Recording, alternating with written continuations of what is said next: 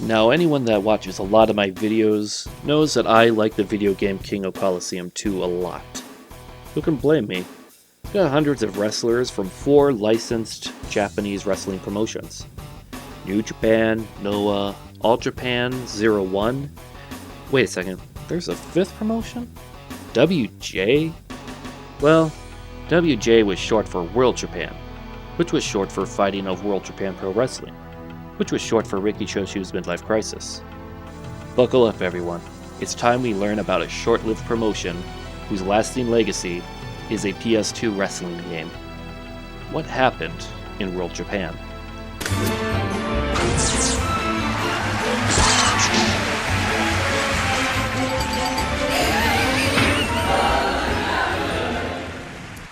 World Japan's story starts in New Japan in the early 2000s, where 2 exoduses happened.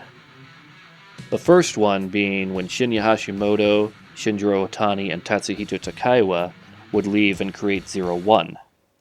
With the second one, in January of 2002, we saw Keiji Muto, Satoshi Kojima, Kendo Kashin, and several backstage employees leave for All Japan.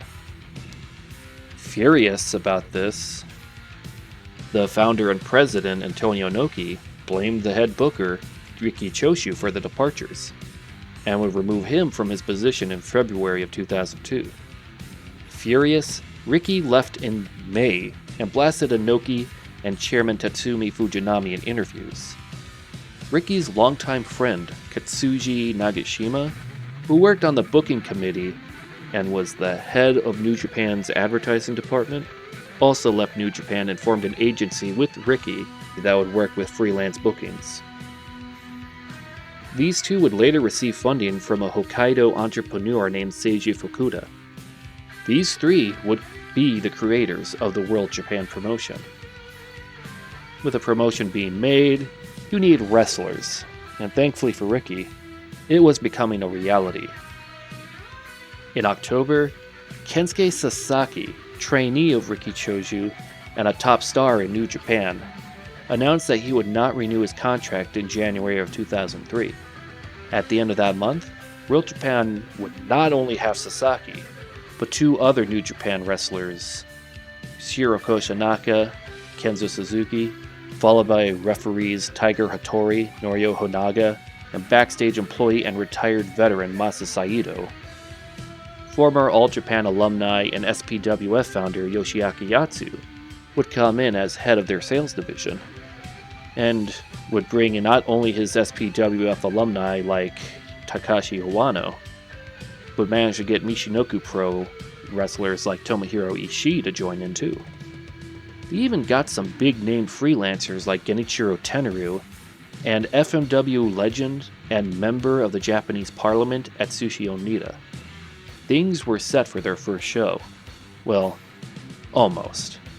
The promotion's first show was originally going to be November 2002, but they postponed the date to make up for the New Japan wrestlers who were leaving, like Sasaki, and also trying to get a big venue set up. They got their debut show to take place at the Yokohama Arena on March 1st, 2003. The very same day that Pro Wrestling Noah held the famous Budokan show that had Mitsuharu Misawa and Kenta Kobashi battle over the GHC heavyweight title. One of the greatest matches in wrestling history. It's like a sign that things aren't going to go well, you think? Well, let's see how the show went.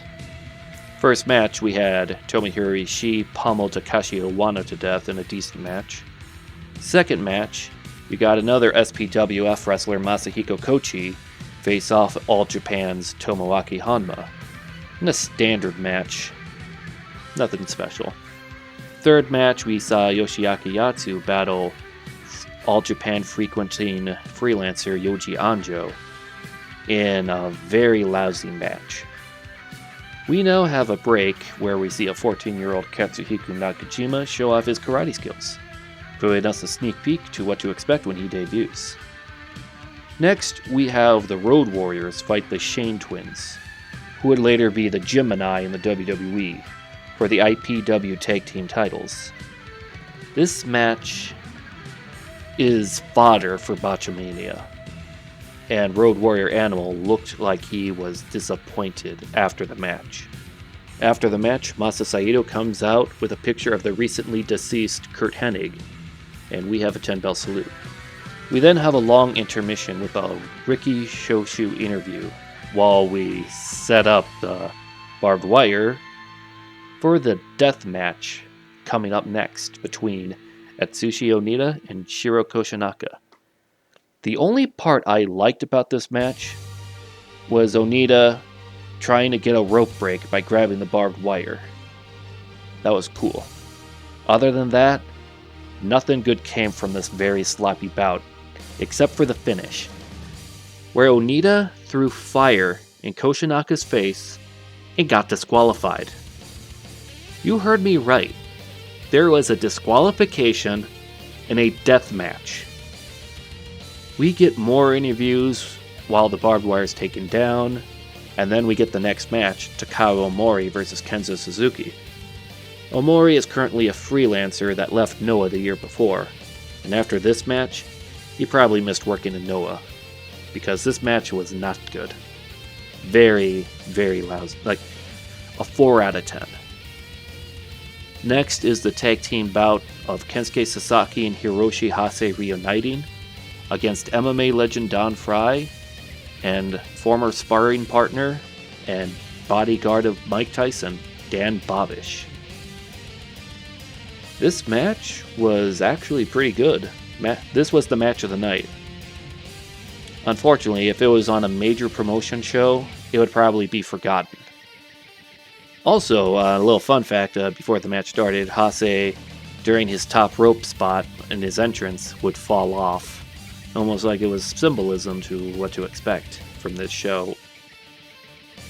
And in the main event, Riki Choshu and Genichiro Tenaru battled in a very slow-paced match. It was 8 minutes, but felt like 20.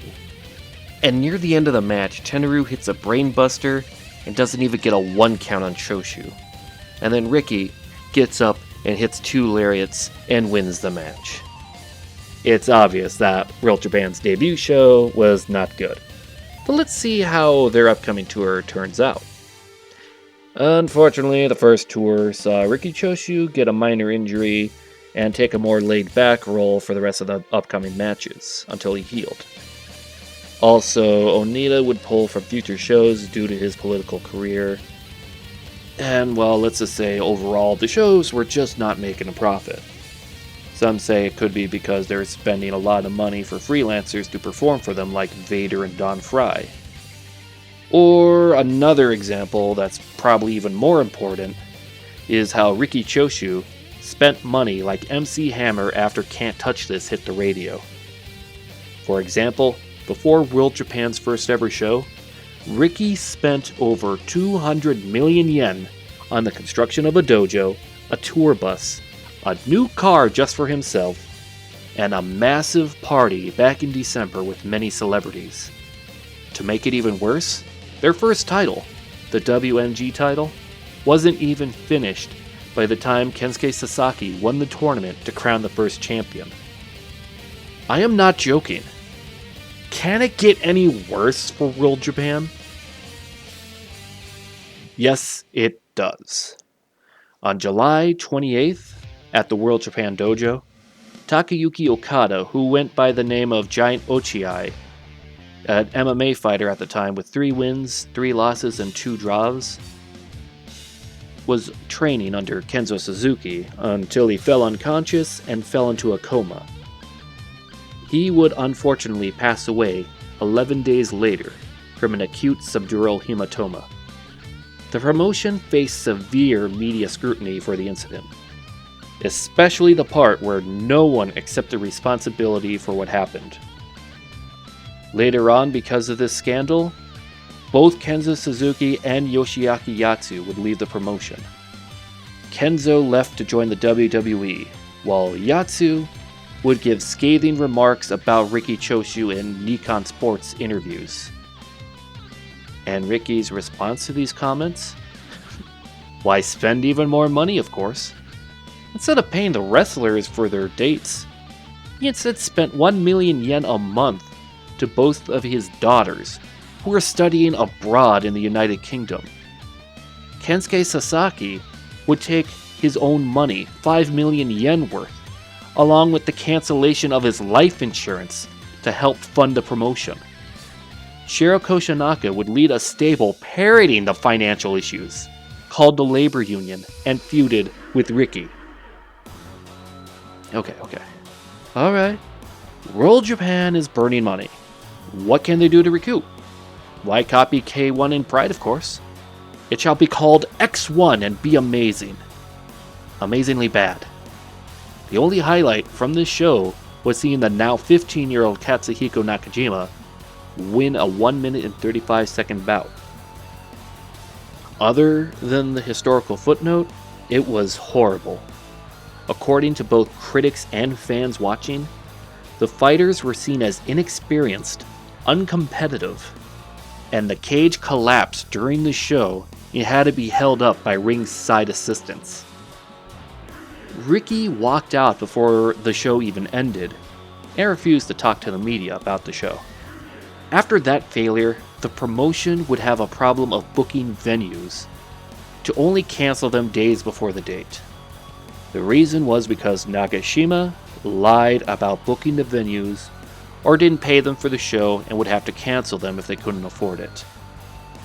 One example was on October 22nd, where they announced they would be doing a show at Korakuen Hall, despite the fact that Korakuen Hall was having a boxing show on that day. By the end of the year, Shiro Koshinaka and Takao Omori would take less bookings for Ricky, focusing instead on 0-1. The WMG champion Kensuke Sasaki dropped the title, after it finally arrived in the mail most likely, and went freelancing in New Japan and All Japan. In fact, Sasaki got booked as often as he could, going to Dragon Gate, DDT, WMF, and even Michinoku Pro. All of this to make up for all the money he spent keeping an ulcer alive. The promotion did get some recognition by Dave Meltzer at least. They won the Worst Promotion of the Year award in the Wrestling Observer newsletter. Not much. It's something. So it's a start. For 2004, though, they would be a minor indie that struggled to even get a good draw at small venues, relying heavily on feuds with 0-1 and Apache Army. At least they had that prodigy child Nakajima, right? Well, no. Nakajima would leave to join with Kensuke Sasaki and get booked with him instead of being with Ricky. And looking back, that was probably one of the best career choices Nakajima has ever made. By the end of June 2004, World Japan ceased to exist, being transformed into a vanity project indie known as Ricky Pro. Ricky would go back to New Japan by the end of that year, pissing off Kensuke Sasaki so much that he stopped doing New Japan shows and made All Japan his mainstay promotion.